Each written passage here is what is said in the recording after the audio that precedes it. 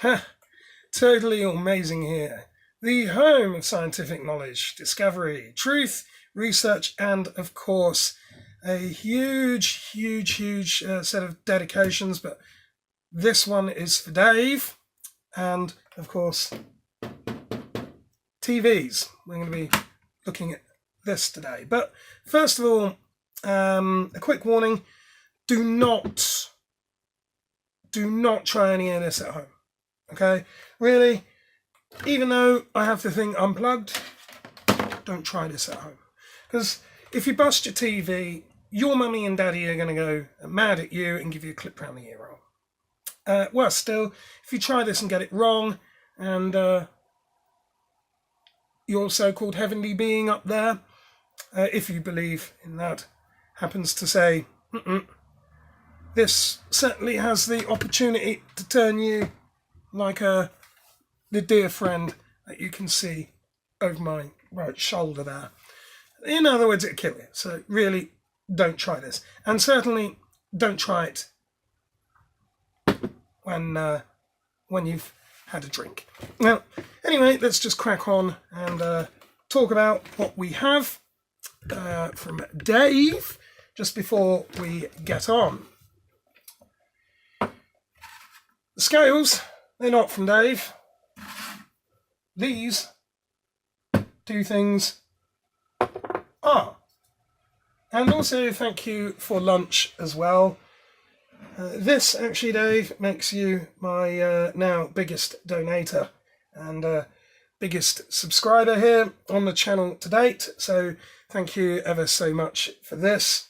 You didn't give me a topic, so I've chosen one for you, and it's about TV.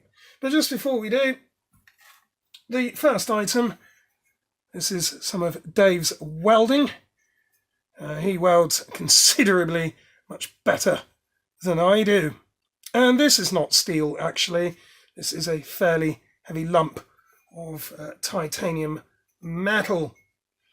And I have quite a keen sense of smell, and that's got this sort of kind of sweetish scent to it, similar to like copper, but sort of a bit different. This thing weighs about 1.8 kilos, well, 1.805. Sort of zoom in if you can see that. I don't know whether you'll be able to. Let's sort of kind of send you up a bit. Let's see if you can actually see that. Probably new, but that's 1.8, 1,805 grams, 1.805 kilos, and the beautiful whiskey that is kindly donated is the monkey shoulder, and that comes in at just over 1.5 kilos at 1505. This whiskey is the monkey shoulder. I've drank this before, and it's a fantastic little tipple. I've only had the privilege of drinking this at Frankie and Benny's in sort of Parkgate, so give them a shout out if ever you go there. And this is a blended malt Scotch whisky, and it's from the Speyside region of northeast of Scotland, and I've drunk a lot of whiskies in my time. I mean, so many. But Speyside is home to the best, the very best of the best. In fact, two of the best-selling whiskies in the world, that are Scotch, are the Glenlivet and the Glenfiddich, and both of those I have had and have enjoyed. And in fact, you've seen the Glenfiddich in some of my other videos as well. But this is the monkey shoulder. It's a blend of 3 single malts and married in the final vats in back, and to give a smooth, richer taste. And I have had this, as I've said. So let's crack in and crack on and get to our main subject, which is that telly. But first of all, let's get this thing opened. If I can even do this. I've never actually opened this before. as I've never had the monkey shoulder. Well, not from brand new. I've had it, you know, as I said, by the glass, but not from a whole new bottle. So, huge appreciations to you, Dave. And as soon as we get the workbench back, you're going to be going up on our Hall of Fame. So let's crack this open. Oh, that just smells. Okay. The bell is going to change a little bit in this one. Similar shape, different bell.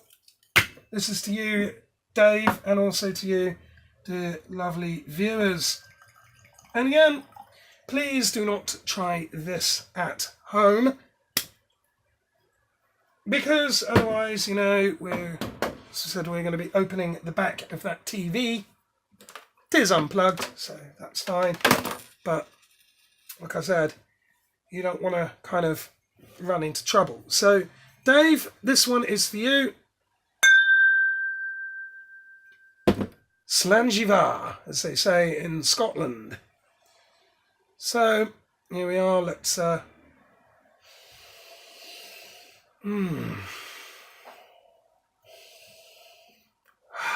smells good.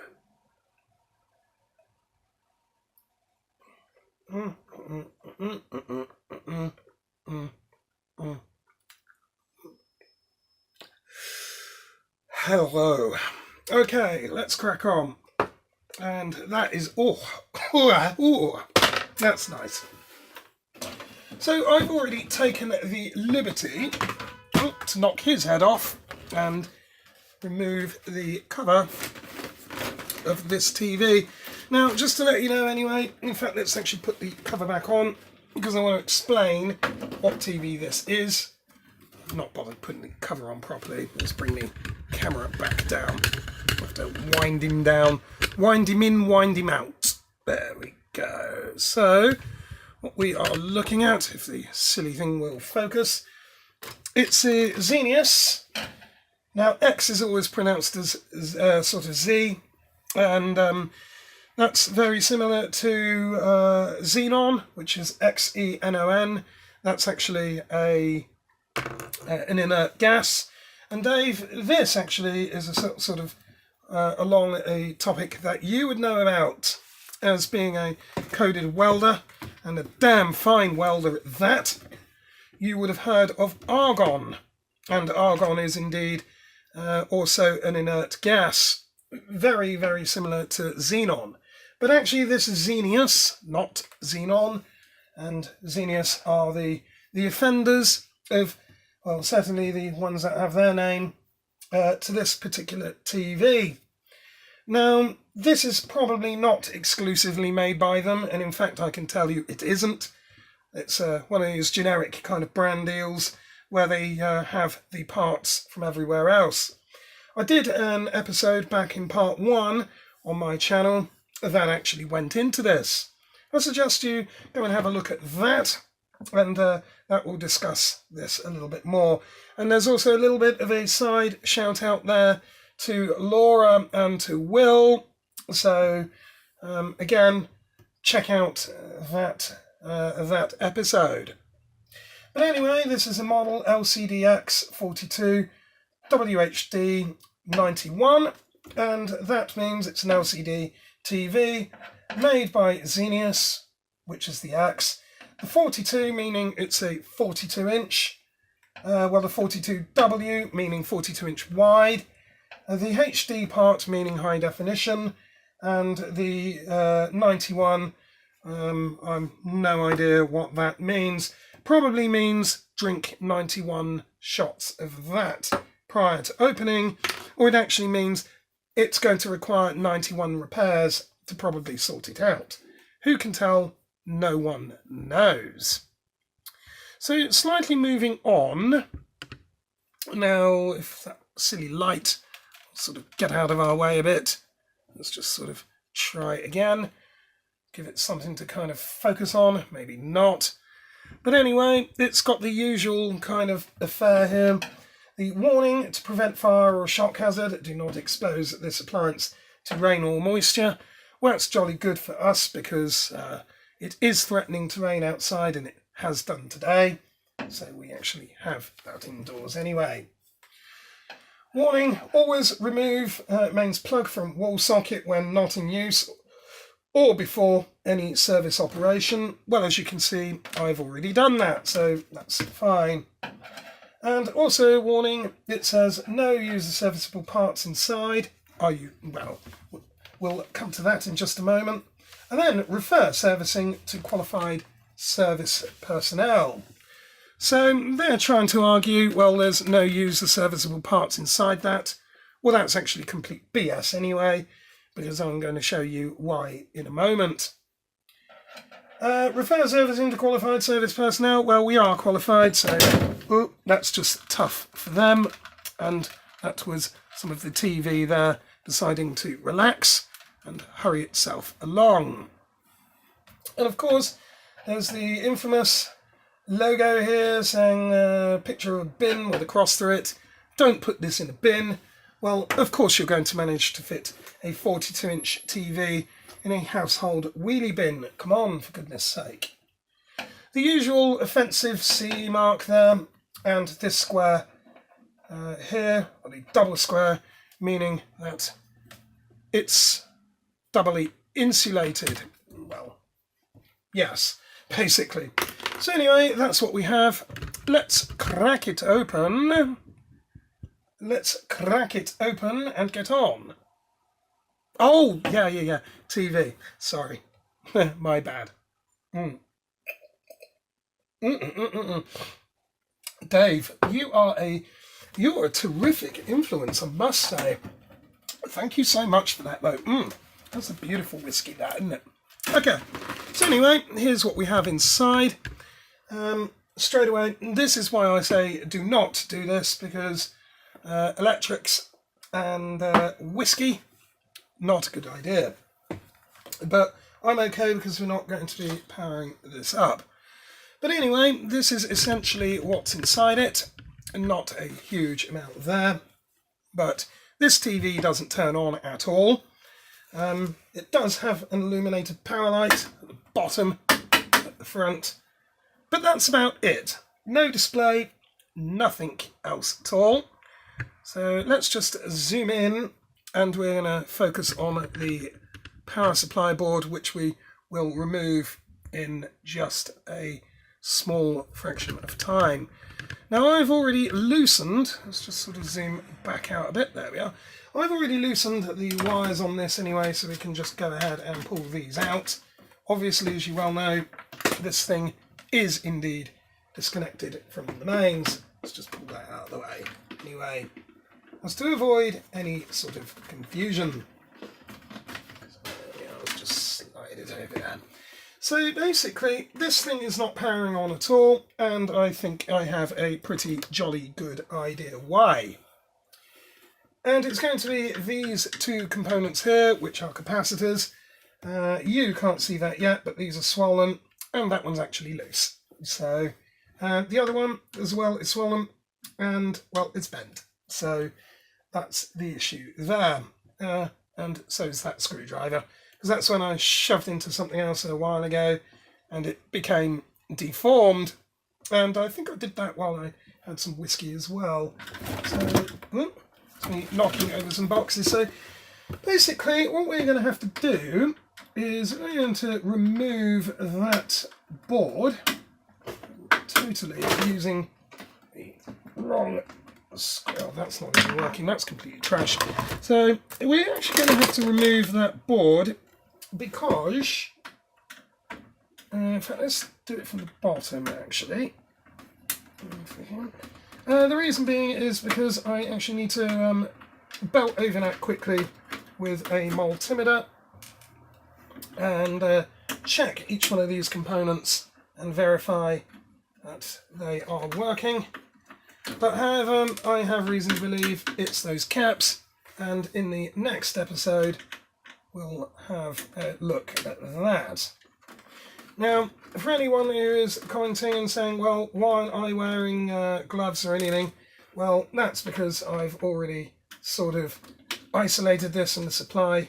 Now, yes, there is a possibility of there still being a residual charge that's stored on any of these capacitors, and I'll show you how I deal with that in just a moment.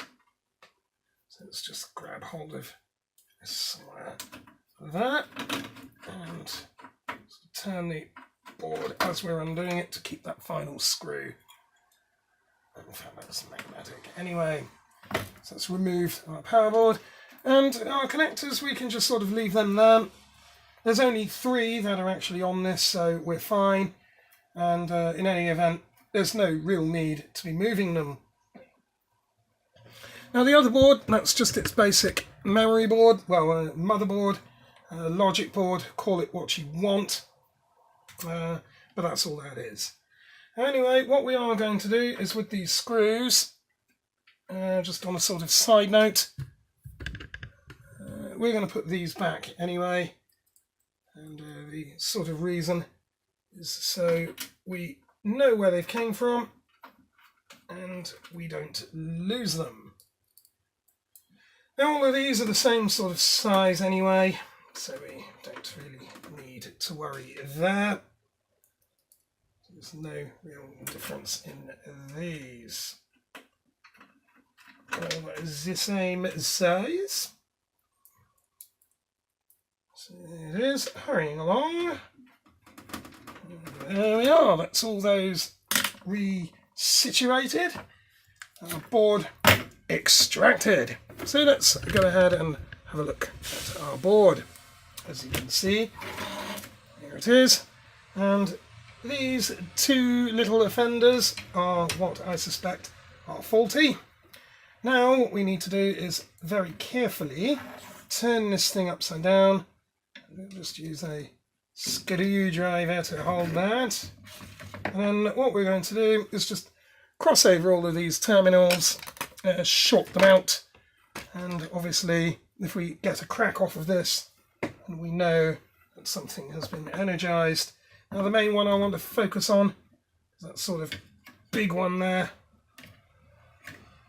because it's the one where if that shorts out it can kill you.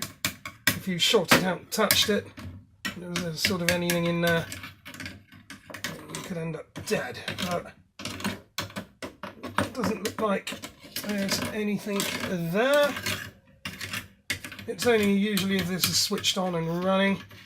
Sometimes you get quite a nice little crack off of these as well, or a spark. It's just where it's sort of still got stored charge in them. But the modern ones don't tend to do that now anyway. It always pays to double check these things.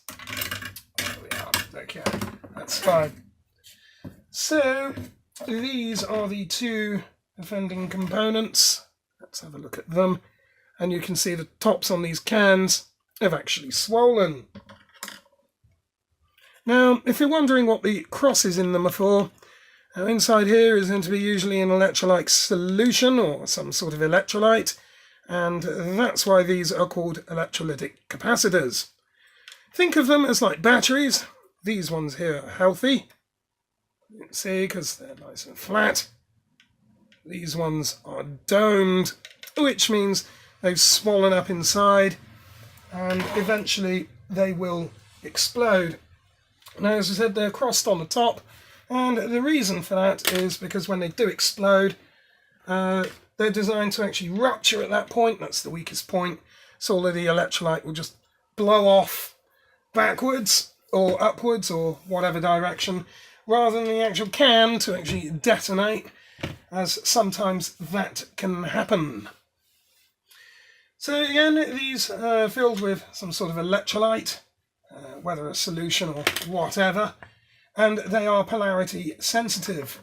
And now that basically means on the board, you'll see, if we can just grab the board by the side, let's just have a look, and you'll see that down here there's going to be some sort of marking where there's a line, and that's a negative marking, and basically that just tells you which way round the components go.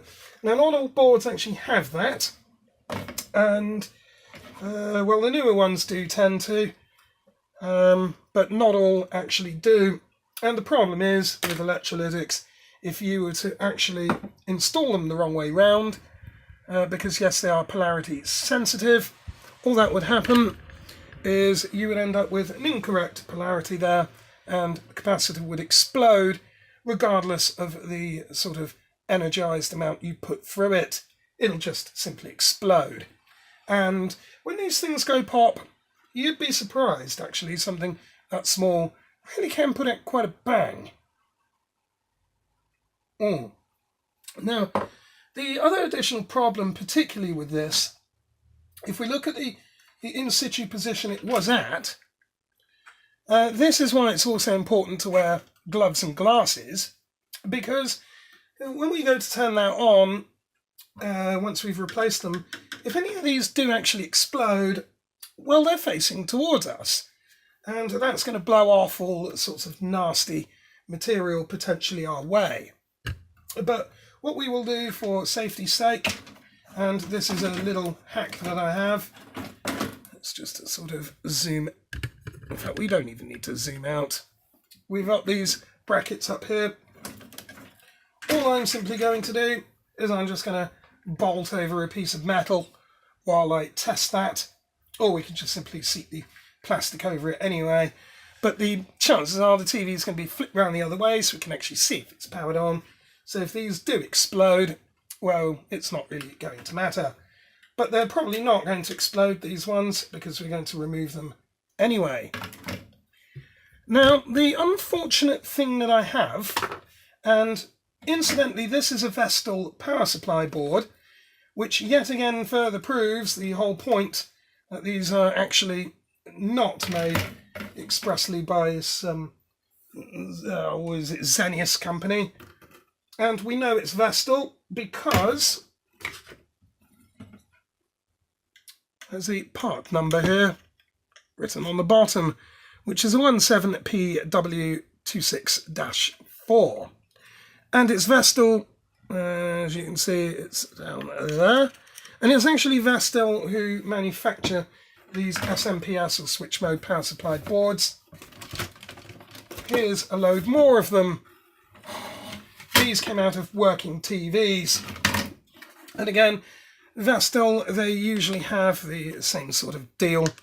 This one is the 17IP S71. And this is another one, the series before it, where it's actually missing components. This one I do believe is not from Vestal. This is actually from LG. So the whole kind of whatever LG are about, that's them. Now the unfortunate thing is, I thought I actually had a box full of those Vestal boards, and I thought that I actually had one for that specification. As it so happens, unfortunately I don't, so basically I'm now forced to do a component replacement. And what I now need to do is have a look through my box of tricks and find one that's of the close enough value here. Now the green one that's sticking up, this one here, I think is rated around 2,700 microfarads at 16 volts. Now unfortunately I have found another board. This one is not a Vestal. That came out of some monitor, and unfortunately the capacitors that we have here are 2,200 microfarads, so slightly under what we need. Now, depending on the tolerance of the board design, well, we can find out. It may actually work, but I probably wouldn't want to push it. But if not, we can certainly check inside one of our drawers there and see if we have any inside. If not, then there is a couple of other places where I may have some, and we'll look at that. But in the meantime, I think what we're going to actually, yeah, I mean, on the underside of that, it's actually completely sort of, yeah, corroded. So we're going to need to change those out. And those two particular components are known to fail anyway. And I can't remember what, oh, it's C818. That's that one. And C860. And yeah, they sort of do kind of fail. So in the next episode, what we're going to do is actually have a look at replacing those. And then we'll go about, well, probably actually in the third episode we'll do that, and we'll sort of go from there. But just before then, what we can actually do is, as that board is kind of a bit grubby, let's see if I can actually do anything about that now. Might not be able to actually. I did have my ESD brush around here, but I think I may have put that in another location. But what we can do anyway is just generally give that a clean down. Let's see if I actually do have something else here that can do that. Unfortunately, don't have my can of compressed air. So no, I don't think we can do that now. Alright, well that's unfortunate. So we'll do that probably then in the next episode. And yeah, we'll go from there. So there we are, that's just a basic look at the XENIUS 42-inch TV inside. And just on a sort of other side note, there's a lot of dust in here and what looks like possibly some liquid ingression. But we can sort all of that out anyway. Anyway, this TV didn't cost me anything.